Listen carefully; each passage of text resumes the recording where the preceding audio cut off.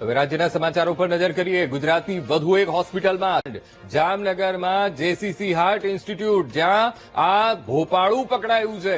ફરી પૈસા કમાવાની લાયમાં માનવતા ભૂલી ગયા ડોક્ટર.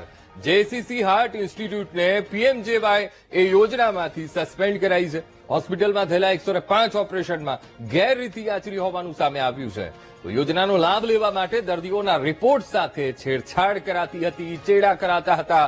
2 દર્દીઓના લેબ રિપોર્ટમાં તો એક દર્દીના ઇસીજી રિપોર્ટમાં છેડછાડ કરાઈ હોવાનું ખુલ્યું છે. તો ખોટા રિપોર્ટમાં બદલાવ કરીને દર્દીઓને ઓપરેશન જરૂરી હોવાનું કહીને ડરાવાયા. હોસ્પિટલમાં ચાલી રહેલી 262 દર્દીઓની સારવારમાંથી 53 કેસમાં વિસંગતતા જોવા મળી. આરોગ્ય મંત્રી પ્રફુલ્લ પાનસેરિયાએ તપાસના આદેશ આપ્યા છે.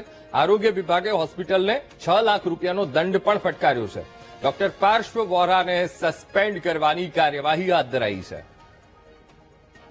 આ મુદ્દે સંવાદદાતા મેહુલ ફોનલાઈન પર જોડાઈ ગયા છે. મેહુલ, ફરી એકવાર ગુજરાતમાં વધુ એક હોસ્પિટલ ખ્યાતિકાંડ, જામનગરની જેસીસી હાર્ટ ઇન્સ્ટિટ્યૂટ, તેનું આ કૌભાંડ ઝડપાયું છે. શું કાર્યવાહી મેહુલ? બિલકુલ જી અંકુર, રાજ્યના આરોગ્ય મંત્રી પ્રફુલ્લ પાનસેરિયાએ સમગ્ર બાબતની સમીક્ષા જે છે તે કરી હતી અને ખાસ જેસીસી જે છે તે સામે આવી છે.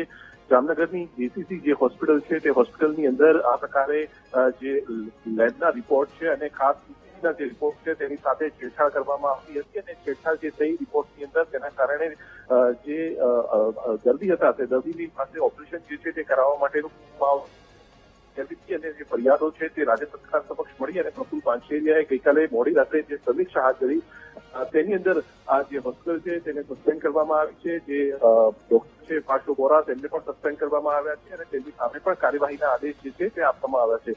તપાસ જે છે તે કરવામાં આવી રહી છે. ઇસીજી જેવા રિપોર્ટ જે છે તેની અંદર પણ છેડછાડ કરવામાં આવતી હોવાની વિગતો જે છે તે સાંભળી રહી છે. સમગ્ર ઘટનાની અંદર ક્યાંક જે 250 થી પણ વધુ જેટલા જે ઓપરેશન છે તે થયા છે તેની અંદર 53 જેટલા ઓપરેશન છે તેની અંદર ગેરરીતિ થઈ હોવાની વિગતો સામે આવી છે. જે આરોગ્ય વિભાગ છે તે હવે તપાસ કરી રહ્યું છે. જે પ્રેક્ટિસ કરતા ડોક્ટર મેડિકલ જે ડોક્ટર વોરા છે પાર્શ્વ વોરા, તેમનું મેડિકલ સર્ટિફિકેટ છે તે પણ સસ્પેન્ડ કરવામાં આવ્યું છે અને રાજ્ય સરકાર વધુ તપાસ આ હોસ્પિટલની સામે કરી રહી છે.